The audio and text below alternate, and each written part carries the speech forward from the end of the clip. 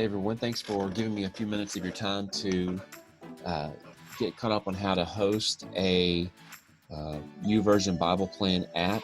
I want to get right to it. Some of you probably figure out a lot of it on your own, but I want to do a walkthrough of a few things that may be helpful for you.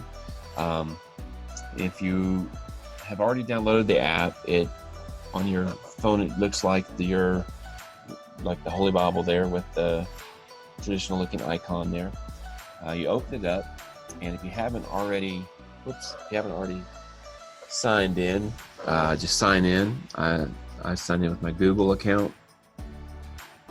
If you see on the top right, you'll see my face in the profile picture. I want to encourage you definitely to make sure your profile picture is up to date and it's clearly a picture of you. That's gonna be really, really important because this tool works out much better the more people are friends with people, and if they can find your name and they can identify you, that's a lot quicker.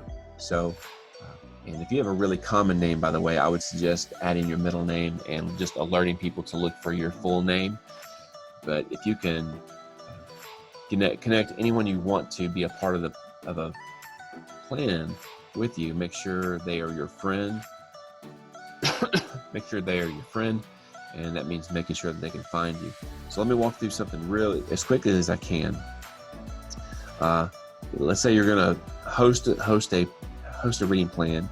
You got to pick a plan first. On the bottom, you see where it says plans. On my screen, you can see 2 plans that I'm currently subscribed to that are scheduled to begin tomorrow. But let's say you want to pick a plan and take a group of people through. I would say go to the bottom where it says search, and then the top now on the green, type in the topic that you want to go through. You might type in marriage if it's about marriage, parenting if it's about parenting. If you want to go through a book of the Bible, just type in that book. And or maybe if you want to do a plan with middle schoolers, maybe type in middle school, and it'll give you tons of options. And then it's kind of on you to sort out what are the good options and the bad options. But let's say I want to go through something on the gospel. So I type in gospel and I hit enter. And I look down at the bottom of my phone and I see plans, okay? Just FYI, when I pick a plan, I prefer to do it on my laptop. I just feel like I can see the plans and can assess them quicker than on my phone. But let's say you're on your phone. I type in gospel, I see a plan with J.D. Greer. I like J.D., so I'm going to click on that. I may not want to do that plan, so I'm going to click sample, and under sample, you can see everything in the plan and decide whether it's something you want to do, okay? In this one specifically, I click on devotion, and you should know this. This plan has video content and text, and that's all it is. This is one day. There's a video. Let's see what happens if I click on it. It opens up a YouTube app, YouTube.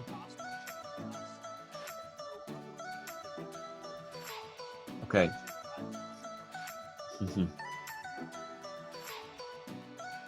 So this one has like a 1.5-minute devotion video plus some text video. So let's say I like JD, I like what I'm seeing, and I want to do this plan. So I click the green circle on the bottom and I click start plan. So I want to start this plan, and I want to make sure I click with friends, not by myself, but with friends. And I want to start this plan ideally tomorrow or sometime in the future so that I have time to recruit people to join the plan. So let's say I'm going to start this plan tomorrow. So I click Tuesday in the green circle.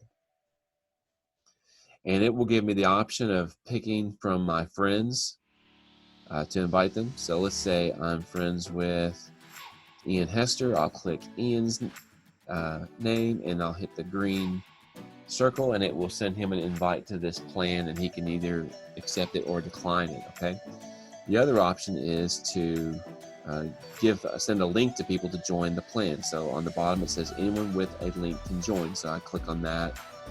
I hit share via, and let's say I just copy the link, and I can send that link to people through texting or on Facebook or email or whatever. So that's the two ways that you invite people to join your plan. And I want to point this out to you because this has been some confusion. Make sure you're inviting people to join your plan and not just pointing them to the plan in general. So let's go back to the beginning and let's see how this could go wrong. So if I click on plans and I go to search and I search, let's say I search a plan on the gospel. I hit enter and I go down and there it is. There's the gospel with J.D. Greer. I click on it. Now, this is just a search result for the plan. And if I click on the share button on the top and hit copy and I send that to people, what people are not going to go to your plan. They're going to go to, they're just going to be alerted to the fact that this plan exists, okay? So make sure when you copy the link to a plan that you are starting from inside your plan, and then you're inviting others and getting the link from that plan. So don't want to spend too much time on that, but that's really important because people are going to join a plan that isn't your plan. So you want to make sure they follow that, and super important. And it's just easier if people just find you and they friend you in terms of inviting people to your plan. So let me just walk through how to make the most of hosting. First off, don't have the bar too high for what community looks like. This really is, I think, the equivalent of just a mutual encouragement plan, okay? So let's say it wasn't a Bible reading plan, but maybe you and 5 friends who live on different parts of the town want to encourage each other to walk each day, okay? And so you're not going to get together, but you're going to walk on your own and you're going to report back to each other how that went. It's kind of just like that. You're reading through a plan and you're kind of reporting on how it went. So if I start this plan on day 1 with some friends, they're going to go to the devotion on their own. You're going to go to the devotion on your own. You're going to read the devotion, and then you're going to read the Bible passage. And so you can check that you've done those things, and then talk it over. The closest thing to community you're going to get is the talk it over. So if you're a host, I would encourage you to make the most of that. On day 1, welcome people to the plan, encourage them to make a comment every single day. That's the best way to make sure there's community, is to invite them to make a comment every single day. It doesn't have to be a long comment. It doesn't have to be a commentary. Just make a comment just to let everybody in the plan know that you're keeping with it, you're tracking with it. As host, you might comment more than others. Also, you might direct people to the fact that you can add a reminder. It says, would you like to set up a daily reminder for your plan? And let's say I want to do that, and I'll say add, and it'll send me a reminder. And I think in your app, you can specify what time of the day.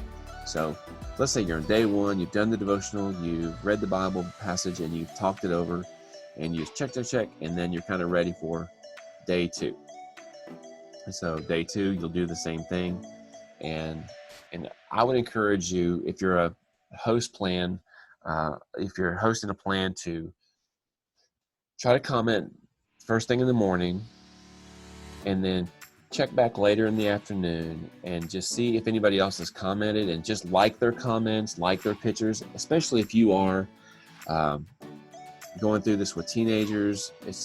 They may not verbally interact with you, but they do want to know that they have been seen. And there's other fun things you can do, and I'll just show you briefly. If you click on a Bible passage, you can highlight a passage, pick an image, pick a background for that image, and share that with people, okay?